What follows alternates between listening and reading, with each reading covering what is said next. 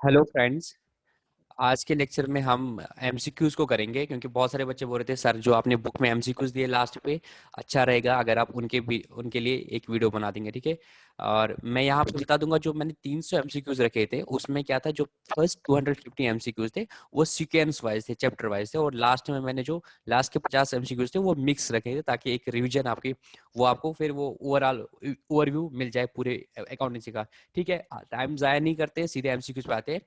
और कल मैंने एक ओरिएंटम भी चढ़ाया था कि कुछ आंसर्स थे, 3-4 आंसर्स थे जो जो गलत गए थे बुक में, इनिशियल आंसर की में वो मैंने चेंज करा दिए थे। आज उनको भी हम डिस्कस करेंगे, ठीक है।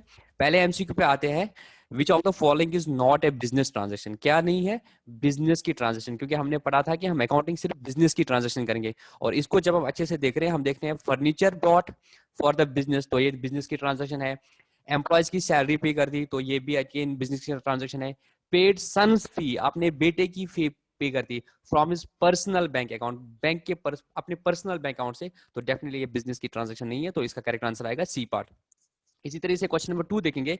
विच is the last step of accounting as a process of information? As a process accounting में सबसे पहले क्या आता है? रिकॉर्डिंग, क्लासिफाइंग, समराइजिंग, एनालाइजिंग, उसकी इंटरप्रेटिंग और देन कम्युनिकेटिंग। सबसे लास्ट में क्या होता है, जो भी आपका नतीजा गया वो आप जो यूजर्स होते हैं, चाहे वो एक्सटर्नल यूजर्स हो या इंटरनल यूजर, उनको कम्युनिकेट करते हो। तो लास्ट स्टेप जो आपका अकाउंटिंग करेगा वो रहेगा कम्युनिकेशन। उसके बाद क्या आएगा?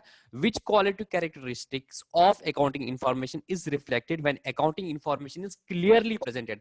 अगर अकाउंटिंग इंफॉर्मेशन आपने क्लियरली प्रेजेंट कर दी तो क्या हमने पढ़ा था qualitative characteristics of accounting information क्या होने चाहिए, उसमें क्या था वो 4: अंडरस्टैंडेबिलिटी, रिलेवेंस, कंपेरेबिलिटी, रिलायबिलिटी। अगर वो क्लियरली प्रेजेंट किया गया हो तो क्या होगा उस चीज से? अंडरस्टैंडेबिलिटी अच्छी होगी, तो क्या आएगा? A part, understandability. इसके बाद use of question number 4। Question number 3 का आंसर बुक में गलत गया था टाइपो एरर से, तो इसका करेक्ट आंसर है ए पार्ट, अंडरस्टैंडेबिलिटी। इसी तरह से question number 4, use of common unit of measurement and common format of reporting. अगर कॉमन यूनिट ऑफ मेजरमेंट होगा और कॉमन फॉर्मेट ऑफ रिपोर्टिंग होगा, जैसे जिस तरह से बिजनेस ए जो यूनिट ऑफ मेजरमेंट रुपीज रखेगा, सारे यूनिट रुपीज रखेंगे, और कॉमन फॉर्मेट रहेगा, जिस तरह से हमने बोला था कंपनीज एक्ट में शेड्यूल 3 है, उसी हिसाब से सबको बैलेंस शीट बनाएंगे, सबको प्रॉफिट लॉस। उससे क्या होगा, क्या हो जाएगा उस सब में? जब सबकी बैलेंस शीट एक ही फॉर्मेट में होगी तो क्या कर सकते हो आप? कंपेयर कर सकते हो। तो क्या बढ़ेगा इससे? कंपेरेबिलिटी। तो इसका आंसर भी ए पार्ट आएगा। इसके बाद we can say that business is in profit when, कब बोलेंगे हम प्रॉफिट में?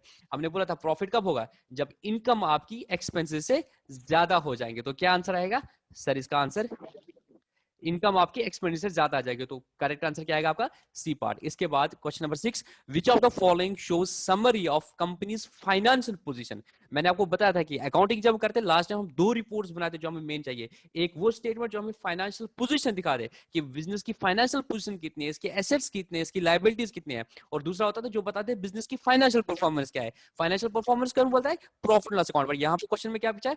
विच of the following shows summary of company's financial position at a specific date? ये भी बहुत इंपॉर्टेंट है। Financial performance for a period होता है जो आपका पीएनएल बताता है, बट यहाँ पे financial position at a specific date, particular date पे, तो वो बोलती है बैलेंस शीट, आज की डेट में आपका कितने एसेट्स है, कितने लायबिलिटीज है, उसको फाइनेंशियल पोजीशन बोलते हैं। और करेक्ट आंसर क्या आएगा फिर? हाँ सर, करेक्ट आंसर आएगा सी पार्ट, बैलेंस शीट। इसके बाद विच of the following is not an example of intangible asset? तो मैंने आपको बोला था एसेट दो तरह के होते हैं, टेंजिबल एसेट्स और इनटेंजिबल एसेट्स। टेंजिबल जिनको हम टच कर सकते हैं, देख सकते हैं, इनटेंजिबल जिनको हम टच नहीं कर सकते, जिनका कोई फिजिकल सब्सटेंस नहीं होता है। तो क्या आएगा? Land is the answer. Land is tangible, और ये जो गुडविल, पेटेंट, कॉपीराइट होता है ये इनटेंजिबल होते हैं, ये हम देख नहीं सकते हैं, तो इनको क्या बोलते हैं? इनटेंजिबल। और यहाँ पे लिखा था इज नॉट इंटेंजिबल, तो मतलब क्या है? जो टेंजिबल है, टेंजिबल क्या है? Land. Which are the following is an example of business liability? Liability पे, एसेट और लायबिलिटी पे क्वेश्चन है। लाइव एसेट्स जो properties of the business, the resource which are controlled by the business. Liabilities जो business का कर्जा है। अब ये बोल रहा है इसमें कौन सा कर्जा है बिजनेस का? The money which is owed by the business, तो क्या आएगा? क्रेडिटर्स हमारी लायबिलिटी आती है, जबकि लैंड, बिल्डिंग और कैश ये हमारा एसेट है। In accounting recording is made of, accounts में हम रिकॉर्डिंग करते हैं किसकी? फाइनेंशियल ट्रांजैक्शन की करते हैं, नॉन फाइनेंशियल की करते हैं, कि बोथ की करते हैं, या पर्सनल ट्रांजैक्शन? तो correct answer is only financial transaction. इसका भी टाइपो एरर से बी पार्ट चला गया था, जो कि अपेरेंटली लग रहा था गलत था, क्योंकि रिकॉर्डिंग हम करेंगे सिर्फ फाइनेंशियल ट्रांजैक्शन में पढ़ते हैं। Accounting is the nature of recording class में of what? The transactions which are of financial nature, तो मतलब फाइनेंशियल ट्रांजैक्शंस की हम अकाउंटिंग करते हैं, ठीक है। इसके बाद rupees 5, question number 10, rupees 5,000 paid as rent of the office is an or event or transaction, या सी पार्ट बोथ और नन ऑफ। ये बहुत ही डिबेटेबल इशू है ट्रांजैक्शन और इवेंट के बारे में, इसमें आप अभी टाइम जाया मत करो। याद रखो, आप इतना ही आप याद रखो, जिस तरह बुक्स में भी लिखा गया है कि कोई क्रक्स उसका यही है, every transaction is an event but every event is not a transaction. तो जब आपने 5,000 का रेंट पे कर दिया, ये आपका ट्रांजैक्शन है। बुक्स में जो इवेंट्स की डेफिनेशन लिखी है अकाउंटिंग के लिए, वो थोड़ी सी डिफरेंट है फ्रॉम द इवेंट जो नॉर्मल है डेफिनेशन होता है। इवेंट हम किसी भी हैपनिंग को बोलते हैं, यहाँ पे भी transaction is happening in itself, तो every transaction is an event, but बोला जाता है every event is not a transaction, क्योंकि हम वो इवेंट्स जो फाइनेंशियल नेचर के होंगे उन्हीं को ट्रांजैक्शन करेंगे।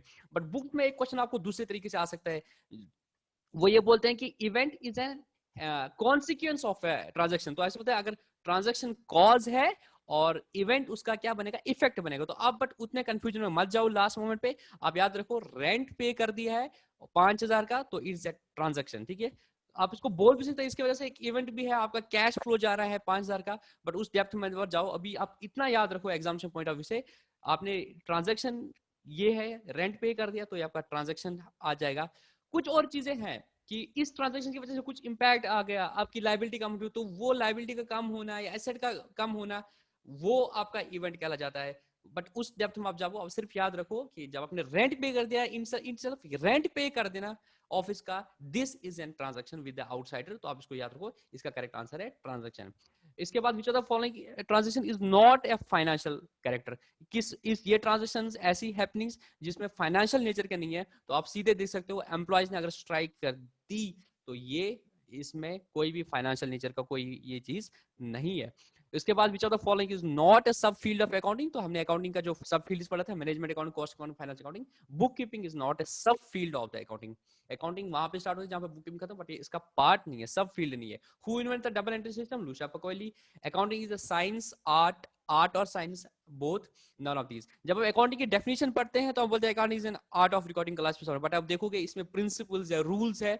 तो मैथमेटिकल जो साइंटिफिक वे ऑफ लर्निंग होता है, उसमें भी रूल्स और प्रिंसिपल्स जिनको लगाया जाता है। तो उस हिसाब से अकाउंटिंग साइंस भी है और आर्ट भी है कि उन रूल्स और प्रिंसिपल्स को कैसे लगाओगे, that's an art in itself. तो हम बोलते हैं is an art as well as science, ठीक है। ऐसे रट्टे के लिए याद रखो, ज्यादा डेप्थ में जाने की जरूरत नहीं है। Question number 15, book keeping was introduced in Italy. कोई ऐसा उसमें खास नहीं है। Who is the user of accounting information?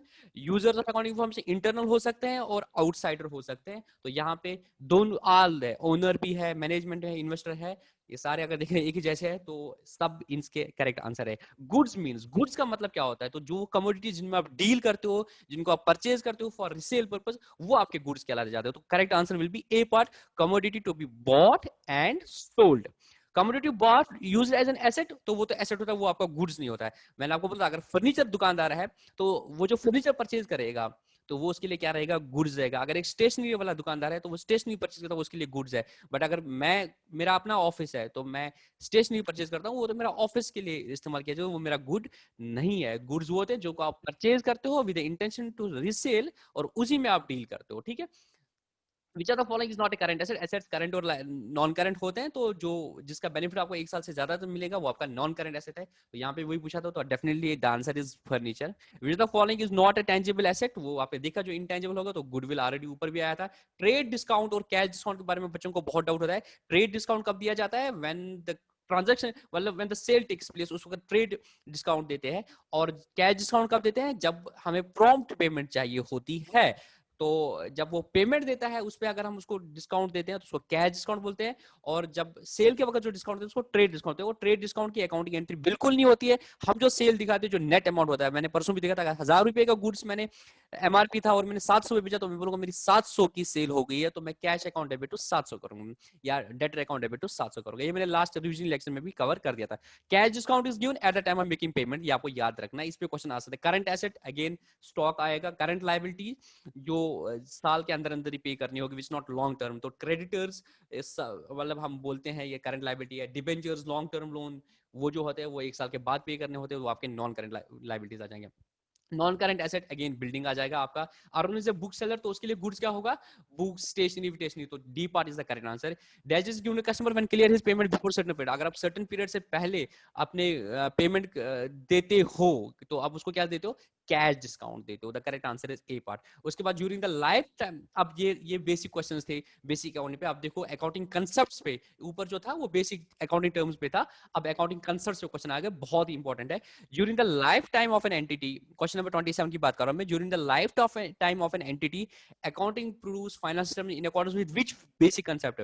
हम अकाउंटिंग स्टेटमेंट्स बनाते हैं, अब लाइफ टाइम है, बहुत टाइम पीरियड के लिए, तो आप फाइनेंस सिस्टम में बनाओ तो एक पीरियड के बनाते हो ना, अदरवाइज उस लाइफ टाइम को गोइंग कंसर्न क्या बोलता है, इंडेफिनिट पीरियड के लिए रहेगा, तो कैसे बनाओगे फाइनेंस में, तो आप एक पीरियड में बाइफरेट करते हो। तो हम जो अकाउंटिंग करते हैं, अकाउंटिंग स्टेटमेंट्स बनाते हैं, पीरियड के हिसाब से बनाते हैं, जिसमें बोला एक पर्टिकुलर डेट पे हमें बैलेंस शीट पर अपनी फाइनेंस, एक पर्टिकुलर पीरियड के लिए हमें प्रॉफिट लॉस बता देगा, तो concept is accounting period concept, ठीक है। इसके बाद है concept that business will not be sold और repeat in the near future, जिसको हम बोलते हैं कि बिजनेस बहुत टाइम के लिए रहेगा, उसको बोलते हैं गोइंग कंसर्न। तो क्वेश्चन नंबर 28 के लिए आएगा A part. Question number 29, according to money measurement concept, money measurement concept के हम क्या बोलते हैं, मॉनेटरी टर्म्स में जिनको मेजर करेंगे उन्हीं को रिकॉर्ड करेंगे, और किस में रिकॉर्ड करेंगे, मॉनेटरी टर्म में रिकॉर्ड करेंगे, मतलब unit of measurement with the money, the following would be record in the books accounts होता है। तो मनी मेजरमेंट क्या बोलता है, जो वही ट्रांजैक्शन रिकॉर्ड करेंगे which can be measured in the money, तो करेक्ट आंसर क्या आएगा, health of the director of the company नहीं, क्वालिटी ऑफ कंपनीज गुड्स नहीं, क्वालिटी कैरेक्टर्स हम देंगे, बल्कि क्या देंगे, value of plant and machine, तो correct answer will be C part.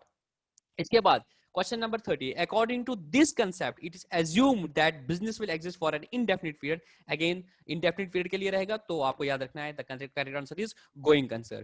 Question number 31, according to this concept business and owner have separate identity, business और owner को separate identity होगी, किस कंसेप्ट से, बिजनेस एंटिटी कंसेप्ट, जो बोलता है business अलग है, बिजनेसमैन अलग है, तो बिजनेस एंटिटी कंसेप्ट इसका करेक्ट आंसर है क्वेश्चन नंबर 31 का। उसके बाद question number 32, according to this concept expenses are matched with revenue, वो कौन सा कंसेप्ट जो बोलता है कि उस पीरियड के रेवेन्यू से उस पीरियड के एक्सपेंसेस को मैच करोगे तभी आपको करेक्ट प्रॉफिट निकलेगा, the correct answer is matching concept.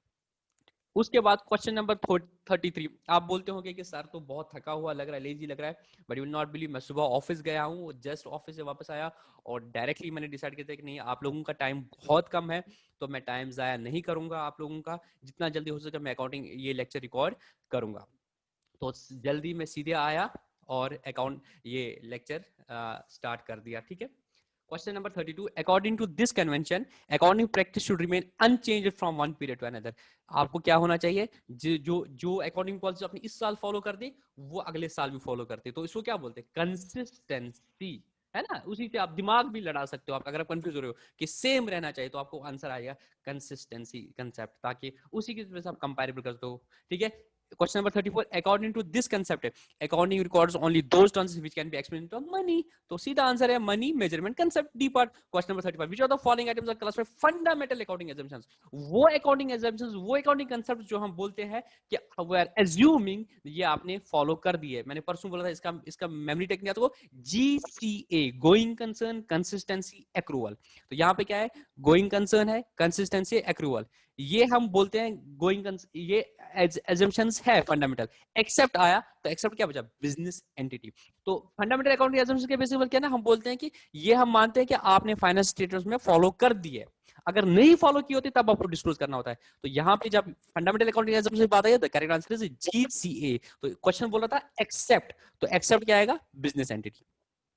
Question number 36, if nothing is given in the finance statement, अगर फाइनेंस स्टेटमेंट में कुछ भी नहीं बोला गया है about the three fundamental accounting assumptions, then it is treated as, अगर कुछ भी नहीं बोला है उनको अपने नोट्स के अकाउंट्स में अगर कंपनी ने कुछ भी नहीं बोला इन तीन assumptions के बारे में, तो हम क्या बोलेंगे, we will assume that they have been followed, तभी इनको बोलते हैं fundamental accounting assumptions, that everyone looking at the financial statements is assuming that these assumptions, these concepts have been followed, तभी इनको fundamental accounting assumptions बोलते हैं, तो क्या आंसर आएगा, is assumed to be followed, किसी ने बोला था सर, किसी ने बोला is assumed to be followed to some extent, वो गलत है, is assumed to be followed, ठीक है। Question number 37, the profit of a business is treated as creditor, तो अगेन बिजनेस एंटिटी कंसेप्ट, तभी हम उसके पैसे को अलग दिखाते हैं, बिजनेस एंटिटी कंसेप्ट कि उसका पैसा अलग है, बिजनेस अलग है, ठीक है, अदरवाइज फिर उसको क्यों बोलते हैं, इट्स इंटरनल लायबिलिटी उसको बोलते हैं, क्यों ये बोलते हैं फिर।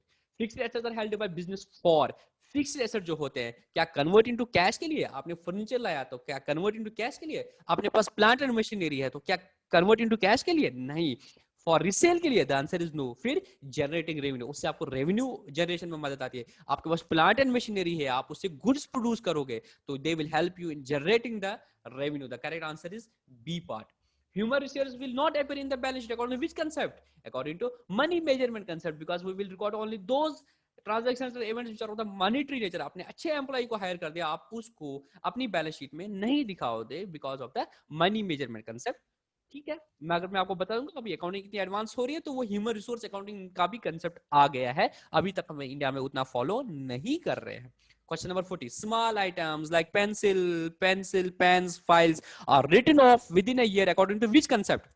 सारे कंसेप्ट सही है, मैंने आपको उसमें भी बता दिया। कैलकुलेटर हम परचेज कर रहे हैं, 1 साल से ज्यादा के लिए चलेगा, तो क्या इसको हम एज एन एसेट दिखाते हैं balance sheet? The answer is no. क्यों? मटेरियलिटी नाम की कोई चीज होती है, 100 रुपए का कैलकुलेटर, क्या जिसको 1 साल से ज्यादा चलेगा तो उसको आप बैलेंस शीट में एज एन एसेट दिखाओगे, बोलोगे इसको एसेट्स को, इसके एक्सपेंस को हम राइट ऑफ करेंगे proportionality with the benefits as per the matching concept. भाई मटेरियलिटी नाम की कोई चीज है, तो मटेरियलिटी बोलता है कि अगर इमटेरियल चीजें हैं आप वहां पे रूल्स को भूल सकते हो, तो जो मर जाए ना, हम भी बोलते हैं ये छोटा सा मसला तो चल जाएगा। क्यों बोलते हैं? ये मटेरियल इशू नहीं है, ये तो इमटेरियल चीजें है। इसी तरह से छोटी मोटी चीजें हैं, इनको सीधे राइट ऑफ कर दो पीएनएल में। आपके पास स्टेशनरी लाते हो 3,000 की, स्टेशनरी पूरा का पूरा आप दिखाते हो किसमें? Profit loss. अगर कुछ बचेगा भी तो उसको एज एन एसेट नहीं दिखाते, बट अगर छोटी बिजनेस है और उनके पास बहुत स्टेशनरी बच गया, वो स्टेशनरी को एज एन एसेट दिखा सकते हैं। अदरवाइज जितना भी स्टेशनरी परचेज करके हम सीधे एक्सपेंस दिखाते हैं, नो मैटर उसमें से हमें कुछ बच भी जाएगा अगले साल के लिए। ठीक है, इमटेरियल है तो ज्यादा फर्क नहीं पड़ेगा, तो material returns with the correct answer. ठीक है, the policy of anticipate no profits and provide for all losses. भाई कोई प्रॉफिट एंटिसिपेट न करो, सारे प्रॉफिट्स को पॉसिबल लॉसेस के लिए क्या करो? प्रोविजनिंग करो। Concept of conservatism, we have to be conserve. Consistency नहीं आएगा, डिस्क्लोजर नहीं आएगा, मैचिंग नहीं आएगा, तो क्या आएगा? Conserve. You have to be conserve, you have to be prudent. Conservatism concept is the correct answer. Matching concept क्या बोलता है? रेवेन्यू और एक्सपेंस को मैच करो। ठीक है, तो क्या आएगा? Expenses should be matched with the revenue, this is the matching concept. उसके बाद अकॉर्डिंग इक्वेशन पे है क्वेश्चन नंबर 33 से 43 से, if the assets of the business are 1 lakh, capital is 40,000, value of liabilities will be. तो ये क्वेश्चन अकाउंटिंग इक्वेशन पर है, याद रखना, इस पे जरूरी क्वेश्चन आएगा। 1-2 क्वेश्चन आप रख लो, अकाउंटिंग इक्वेशन पे आ जाएगा। जब हम बोल रहे हैं एसेट्स और लायबिलिटीज, एसेट किसके बराबर होगा? सर जो एसेट्स है will be equal to capital plus liabilities. अगर कैपिटल 40,000 की हो तो लायबिलिटीज कितनी होगी? 60,000 की। मतलब अगर आपके पास 1 लाख की चीजें हैं, 40,000 रुपया आपका अपना है, तो 60,000 लोगों का पैसा होगा, तो that will be your liability, जिसको हम बोलते हैं जो सोर्सेज है फंड्स के, that will be equal to the resources. जितने भी रिसोर्स है इसके पीछे सोर्सेज होंगे, तो जितने रिसोर्स होंगे उतने सोर्सेज होंगे। सोर्सेज इंटरनल हो सकता है, सोर्सेज एक्सटर्नल हो सकता है। Internal sources capital, external sources the liability.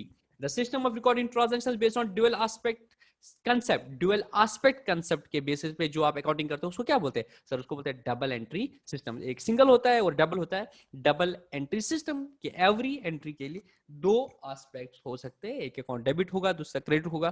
ठीक है, asset minus liabilities is, asset में से लायबिलिटी माइनस करोगे क्या बचेगा? कैपिटल। आपके जितने रिसोर्स है उनमें से बाकियों का माइनस करोगे तो क्या बचेगा? जो आपका अपना बचा।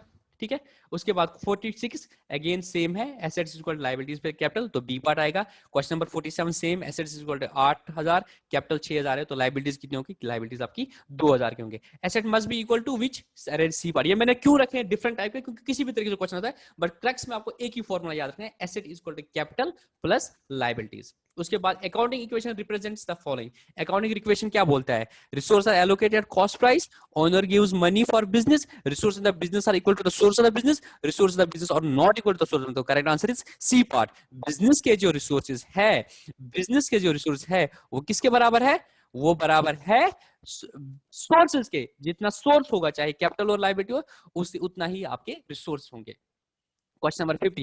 The expression of the equality of entities assets. The expression of the equality of an entity's assets with the claims against them is referred to as accounting equation. मतलब जो equality of का entity के assets with respect to the claims.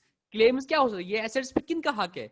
Sir या तो outsiders का हक है या मालिक का हक है। आउटसाइडर्स की लायबिलिटी बोलती है और इंटरनल का आपका कैपिटल हो गया। तो कौन इक्वेशन ऐसे बोलते हैं कि वो बराबर होंगे? तो वो हो गया अकाउंटिंग इक्वेशन। ठीक है, accounting is the base of the dual aspect concept. ठीक है ना? ये मैंने उधर डिटेल में बता दिया। अब आएगा क्वेश्चन नंबर 52, जर्नल के बेस पे क्वेश्चन हो गया। The amount brought in by the owner of the business should be credited to, amount जो बंदे ने लाया। यहाँ पे ख्याल रखना, आप बच्चों को क्या दिक्कत होता है कि डेबिट टू लिखा होता है और क्रेडिट टू लिखा है, इसमें बच्चों को बहुत दिक्कतें आती है। सर मैं बहुत सारे बच्चे बोलते हैं सर अभी ये क्वेश्चन आ जाएगा नीचे, सर ये क्रेडिट टू लिखा था तो हमने परचेज को क्यों क्रेडिट किया था? तो वो बोलना क्या बोल रहा था, वो डेबिट बोल रहा था या क्रेडिट बोल रहा था, वो भी देखना, तो आपको घुमा भी सकता है कभी। वो बोलता है क्रेडिट टू, किसको क्रेडिट करना है, इस पे ख्याल रखना है। डेबिट टू, किसको डेबिट करना है? आप लोगों को आंसर पता होता है, बट आप डेबिट टू क्रेडिट में जल्दी जल्दी में गलत बोल देते हो। तो आपको क्वेश्चन को अच्छे तरीके से समझना है क्या बोलता है। The amount brought in bye owner of the business, जो पैसा ओनर ऑफ द बिजनेस लाया, शुड बी क्रेडिट टू, किसको क्रेडिट करते हो? तो इसमें सबसे पहले आइडेंटिफाई करो वो अकाउंट्स को, अगर आपको सही तरीके से करना है अकाउंट्स को आइडेंटिफाई करना है, तो आप बोलते हो कैश एट और कैपिटल है, कैश को डेबिट करते हैं, कैपिटल को क्रेडिट करेंगे। तो क्वेश्चन में क्या बोलते हैं, क्रेडिट टू, तो क्रेडिट टू क्या आएगा, कैपिटल।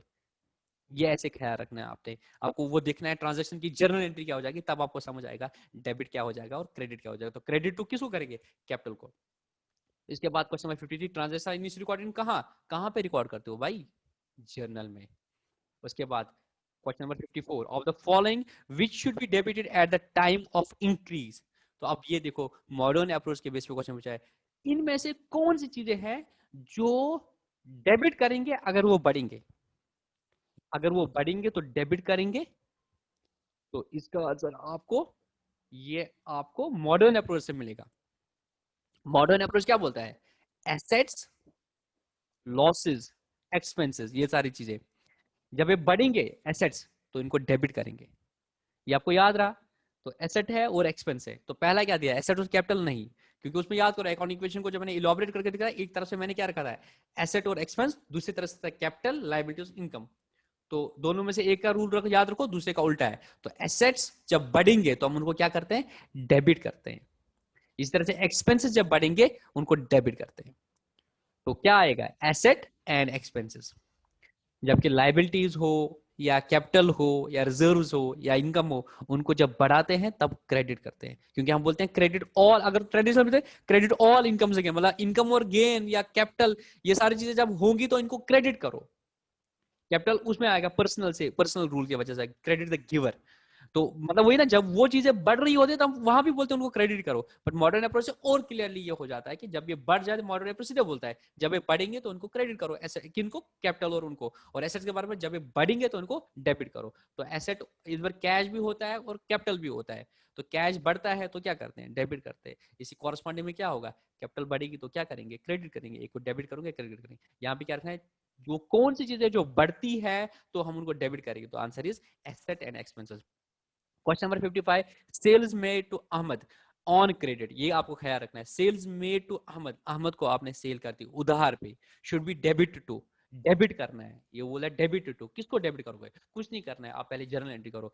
क्रेडिट सेल मेल, आपने क्रेडिट सेल कर दी तो कैश तो आया नहीं होगा, तो डेबिट किसको करो, डेबिट द रिसीवर, अहमद को रिसीव डेबिट करोगे। Ahmad account debit to sales, ये आपकी अकाउंट एंट्री। आप क्या बोल रहे हैं, शुड बी डेबिट, तो किसको डेबिट करोगे, क्वेश्चन नंबर 55 में सर अहमद को डेबिट करेंगे। Question number 56, every business transaction affects at least two transactions, two accounts, तो correct answer is B part. उसके बाद when a liability is reduced और डिक्रीज, अब उल्टा है, एसेट एक्सपेंस जब बढ़ता है तो उसको क्या करते हैं, क्रेडिट कर, डेबिट करते हैं। इस तरह से लाइबिलिटी जब कम होती है तब उसको क्या करेंगे, लाइबिलिटी जब बढ़ेगी तो क्या करोगे, क्रेडिट करोगे। और लाइबिलिटी जब कम हो जाएगा तो क्या करोगे, डेबिट करोगे। और डेबिट क्या होता है, लेफ्ट साइड, क्रेडिट होता है राइट साइड। तो correct answer is D part. और कैपिटल जब बढ़ेगी तो क्या करोगे, क्रेडिट करोगे, और क्रेडिट साइड होता है राइट साइड। तो 58 का ए पार्ट। इसी तरह से विच of the following shows, which of the following shows summary of financial position, again same question, balance sheet, which of the following will be credit if business brought goods on credit. अगर आपने goods उधार में purchase करती है, उधार में purchase करती है, तो आप किसको क्रेडिट करोगे, जिससे आपने क्रेडिट द गिवर। तो क्रेडिट कौन होगा, किससे परचेज कर दिया, जेड से। तो एंट्री क्या करोगे, purchase account debit to Z account. तो करेक्ट एंटर आएगा जेड अकाउंट। किसी भी चीज में जब कंफ्यूज होता होगा ना, डेबिट करना है क्रेडिट करना है, तो तुम लोग क्या किया करो, उसका देखो अकाउंटिंग एंट्री क्या हो जाएगा। अकाउंट एंट्री जब करोगे फिर देखोगे कि क्या बोल रहा है क्वेश्चन, डेबिट बोल रहा है क्रेडिट बोल रहा है। तो जिस क्वेश्चन को तुम क्वेश्चन में डेबिट कर रहे हो, उस जर्नल एंट्री में डेबिट करो तो मतलब वो डेबिट हो, जो क्रेडिट हो रहा है मतलब क्रेडिट हो। और इसमें ख्याल रखना है, जैसे कैश है कि अगर जब नाम लिखता होता है ना किसी बंदे का, परचेज गुड्स, 10,000, तो इट मीन ये कैश परचेज है। परचेज गुड्स फ्रॉम राम, तो यहाँ पे नाम आया ना, तो इसका हिंट क्रेडिट है। अगर अनलेस अदरवाइज आपको स्पेसिफिक नहीं लिखा है कि कैश हुआ है क्रेडिट हुआ है, तो आपने देखा है अगर किसी बंदे का नाम नहीं लिखा है तो फिर वो माना जाता है क्रेडिट। मगर अगर लिखा होगा फ्रॉम राम फॉर कैश, तो फिर कैश है। बोलता हूं मैं, अगर कैश और क्रेडिट साइलेंट है तो देखो बंदे का नाम लिखा है तो क्रेडिट है, बंदे का नाम नहीं लिखा है तो कैश लिखा है। ठीक है, वो एक हिंट होता है। इसी तरह से question number 61, which of the following account will be credited when a computer is sold that has been used in office. इनमें से कौन सा अकाउंट क्रेडिट किया जाएगा when a computer is sold? अगर एक कंप्यूटर आपने भेजा which has been sold that has been used in the office, अगर आपने ये ऑफिस में यूज किया था, इट मींस ये आपका फिक्स्ड एसेट था, ये आपका स्टॉक नहीं था, आप ऑफिस में उसको यूज कर रहे थे, जिसको आप ऑफिस इक्विपमेंट बोलते थे। तो आपकी बुक्स में क्या होगा, computer as a fixed asset. जब आपने इसको बेचा, जब आपने बेचा तो एसेट क्या हो जाएगा आपका कम, तो आप क्या करोगे, cash account debit to computer account, और फिर जो फायदा नुकसान होगा वो एडजस्ट हो जाएगा। जैसे कैश आपको आया 10,000 का और कंप्यूटर आपकी बुक्स में था 15,000, तो आपको लॉस हो जाएगा। और अगर उल्टा था, कंप्यूटर आपकी बुक्स में 5,000 का था, आपने इसे 10,000 में बेचा तो आपको फायदा हो जाएगा, तो उसको प्रॉफिट और लॉस बुक करते हो। तो ये सेल नहीं है, सेल तब होता अगर कंप्यूटर मेरा गुड्स था, यहाँ इसको ऑफिस में यूज किया था, तो ये एज ए ऑफिस इक्विपमेंट होता बुक्स में, तो एज एन एसेट होता है। एसेट जब जाएगा तो उसको क्या करेंगे, क्रेडिट करेंगे। क्वेश्चन का है which of the following will be credit, तो किसको करेंगे क्रेडिट, कंप्यूटर को करेंगे। इसके बाद question number 62, which of the following entry will be recorded when bad debts are recovered. ये भी बहुत इंपॉर्टेंट है, बैड डेट्स के बारे में जब बात हो रही है। बैड डेट क्या होता है सर, एक डेटर है उसने पैसा नहीं दिया, उसको बैड डेट बोलते हैं। तो इसमें सबसे पहले क्या होता है, मैं आपको यहाँ पे थोड़ा सा यूज करूंगा एक आपको जर्नल एंट्री कुछ दिखाने के लिए ड्राइंग करूंगा। जब आपका आपका जब आप ये करते हो ना, परचेज करते सेल करते हो, तो आप सबसे पहले क्या करते हो, आप करते हो debtor account debit to sale, ये करते हो आप 10,000। ठीक है, उसके बाद क्या आप करते हो, आप एक्सपेक्ट करो कि वो 10,000 देगा, बंदा वो 10,000 नहीं दे रहा है, तो आप क्या बोलते हो, ये हो गए बैड डेट्स, ये बैड डेट्स हो गए, ये पैसा नहीं देगा। ठीक है, उसको बोलते हैं बैड डेट्स। फिर आप बोलते हो ये डेटर को बुक्स में रखना एज एन एसेट कोई फायदा नहीं है, इसको राइट ऑफ करते हैं। क्या बोलते हैं उसको, राइट ऑफ करना। तो आप बोलते हो कि आपको नुकसान हो गया। नुकसान क्या हो गया आपको, आपके बैड डेट्स हो गए, आपके बैड डेट्स हो गए। तो आप एंट्री करते हो बैड डेट्स अकाउंट डेबिट तो डेटर, डेटर को आप खत्म करते हो, डेटर डेबिट था उसको क्रेडिट करते हो 1,000 10,000। सपोज कुछ में कुछ आपको लगता है कुछ नहीं होगा, कंजर्वेटिव का कंसेप्ट क्या बोलेगा, anticipate no profits provide for all. तो आपको पता चला ये ऐसा बंदा है जो पैसा नहीं देता, जिसको हम बोलते हैं इद्राव द्राल, विंद्रा ये द्राल, आपने क्या किया डेबिट। मगर बात करो अल्लाह ताला रहम, किसी तरीके से आप इससे पैसे ले पाए, कुछ नहीं तो सपोज तो वगैरह वगैरह, और इसने 5,000 रुपए दे दिए, तो आप आपने तो बैड डेट दिखा दिया था, आपने बुक्स में उसको खत्म कर दिया था।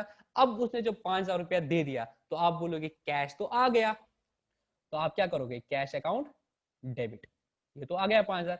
मगर आप क्रेडिट तक गिवर नहीं करोगे, क्योंकि आपकी बुक्स में अब वो डेटर है ही नहीं। आपकी बुक्स में वो डेटर क्रेडिटर खत्म हो गया, पहले 10,000 डेबिट 10,000 क्रेडिट खत्म हो गया, वो आपकी बुक्स में नहीं है। बल्कि आप क्या बोलोगे, ये आपके जो बैड डेट्स हो गए थे वो रिकवर हो गई थी। तो बैड डेट जो आपने एक्सपेंस कर दिया था, अब वहां पे वो एक्सपेंस लगा था, अब बैड डेट रिकवरी जो आपकी होगी, वो जो आपका लॉस हुआ था उसकी थोड़ी सी रिकवरी होगी, तो आप बोलते हो वो आपकी इनकम हो गई।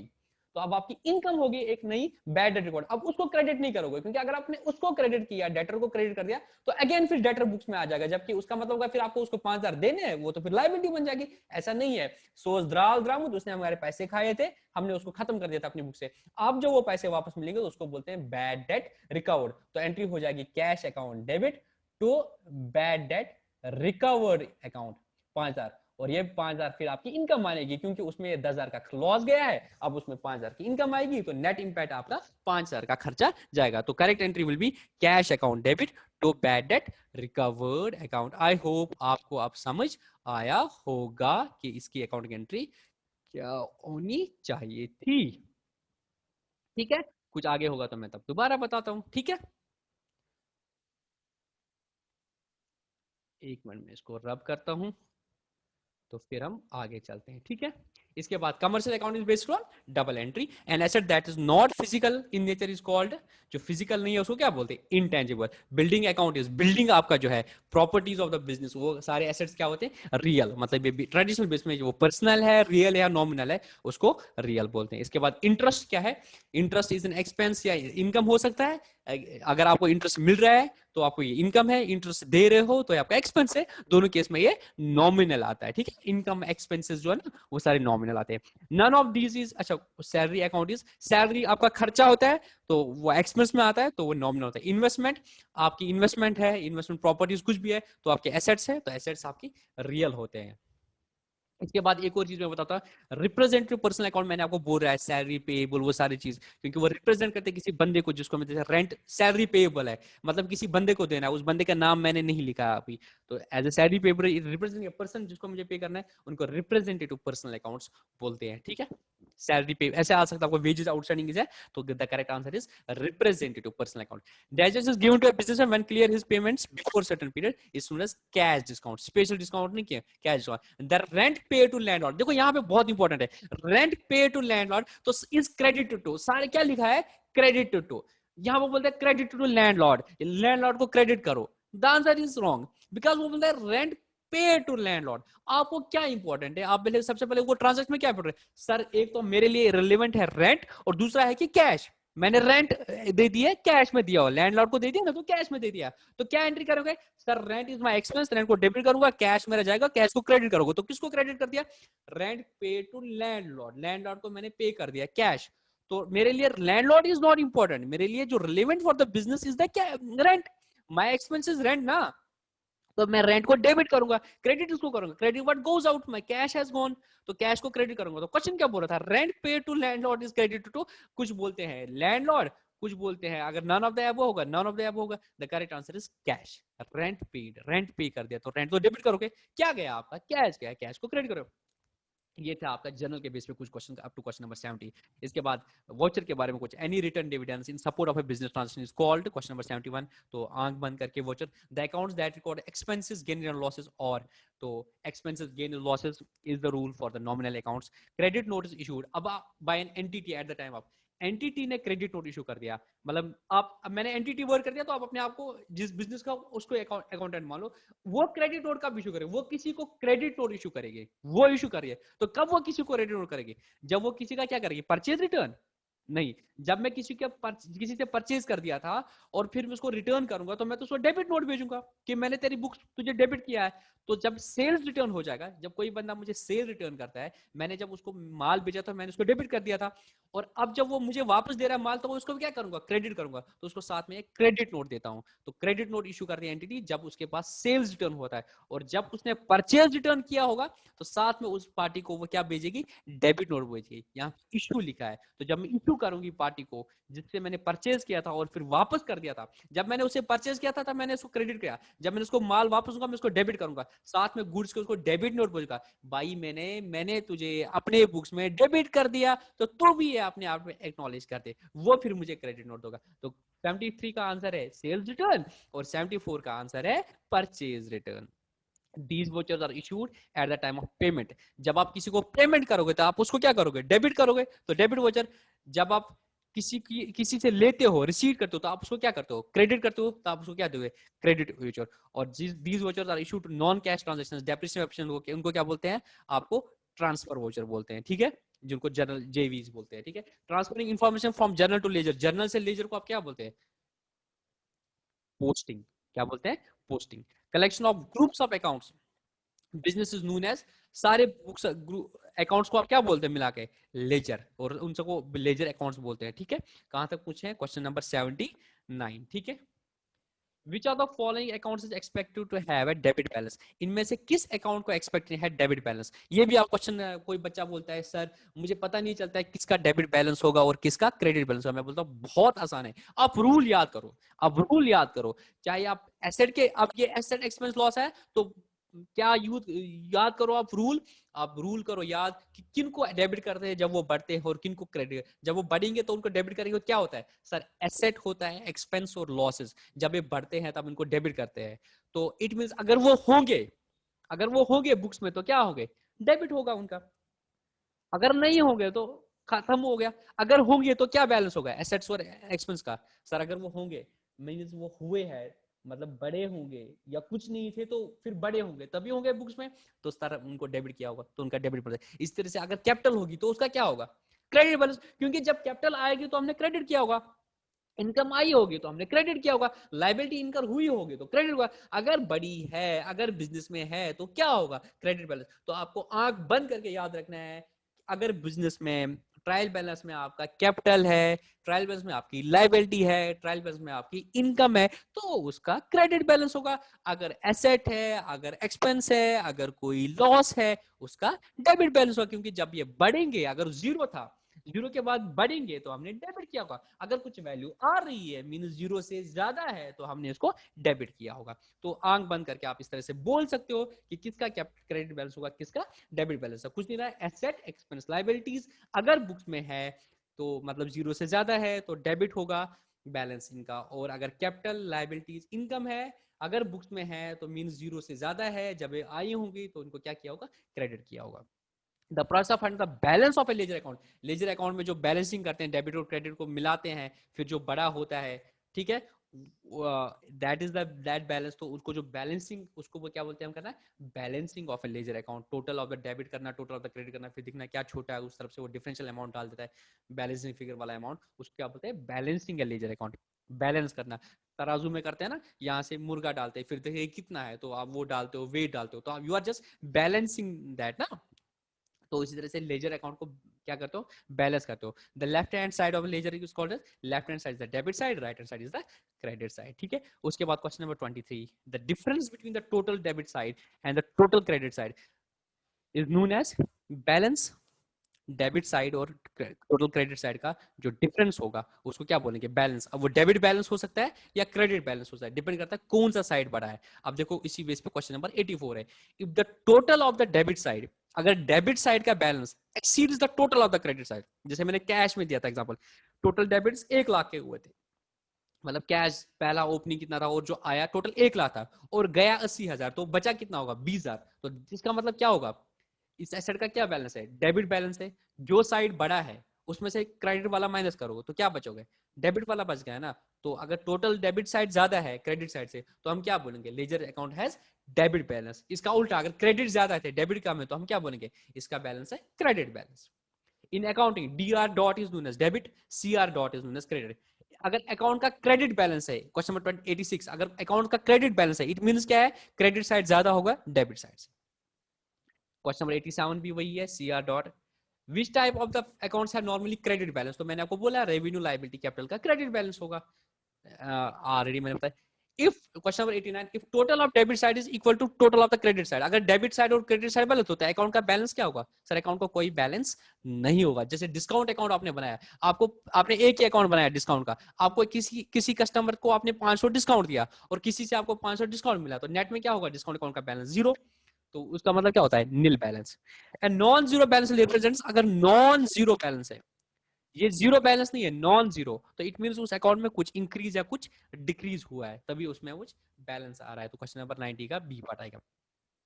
अगर लाइबिलिटी रिड्यूस किया होगा तो क्या करेंगे, लाइबिलिटी रिड्यूस हो जाएगी तो क्या करेंगे उसको, सर उसको हम डेबिट करेंगे, उसको हम डेबिट करेंगे। तो इसका करेक्ट आंसर क्या आएगा, राइट और सॉरी लेफ्ट और debit side. Question number 92, when capital is increased it is recorded on the right और क्रेडिट साइड, तो सी पार्ट। ये भी मैंने ऑलरेडी बोल दिया है, ये बैड डेट वाला रिपीट हुआ है, ये तो मैंने बताया। टाइपराइटर को आपने सोल्ड कर दिया है, टाइपराइटर उस तरह कंप्यूटर था, तो टाइपराइटर अगर आपने इनमें से किसी नाम से नहीं लिया है तो आप मानोगे ऑफिस इक्विपमेंट नाम से। Ledger account is printed from journal, real accounts always show. अब रियल अकाउंट्स है एसेट्स, अगर एसेट है तो क्या बैलेंस होगा, सर अगर एसेट बुक्स में है इट मींस वो डेबिट ही किया होगा तो उसको हमेशा डेबिट बैलेंस आएगा। अगर एंट्री को कैश बुक के बोथ साइड में रखते हैं तो उसको क्या बोलते हैं, कंट्रा एंट्री। एंड अगर एंट्री को हमने कैश बुक के बोथ साइड में रखा है तो उसको क्या बोलते हैं हम, contra entry. Which of the following effects the cash book during a period, इनमें से कौन सा कैश बुक को इफेक्ट करेगा, declaration of dividend, declaration of dividend है जो है डिक्लेयर कर दिया, पे कर दिया, the answer is no. Recording of depreciation, depreciation is a non cash expense, writing off an uncollectable account receivable, अभी जो बैड डेट को राइट ऑफ किया था, को से कैश बुक कोई फर्क पड़ता है, answer is no. Payment of accounts payable, अगर आपने क्रेडिटर को पे कर दिया, yes this will effect the cash book. The correct answer is D part. Cash book किस तरह के होते हैं सर? 4 टाइप के कैश बुक होते हैं। कौन कौन सा? सिंगल, डबल, ट्रिपल और आपका पेटी कैश बुक। तो करेक्ट आंसर इज 100 का सी पार्ट। इस तरह से आपके 100 क्वेश्चंस हो गए हैं। एक मिनट, हाँ 100 क्वेश्चंस आपके इसमें हो गए हैं और ये आपका कैश बुक तक हो गया। तो यहाँ पर मैं स्टॉप कर लेता हूँ और नेक्स्ट वीडियो है वो भी मैं इसके बाद ही रिकॉर्ड करता हूँ, जब भी करूँगा। तो वहाँ पे हम क्या करेंगे, 100 से आगे करेंगे। तो कोशिश करेंगे 3 लेक्चर्स में इनको खत्म कर देंगे ताकि ड्यूरेशन भी कम ही रहे। तो नेक्स्ट मिलेंगे 101 वाले सीरीज से हम कवर करेंगे, ठीक है। तो इसमें इतना ही हम कवर करेंगे।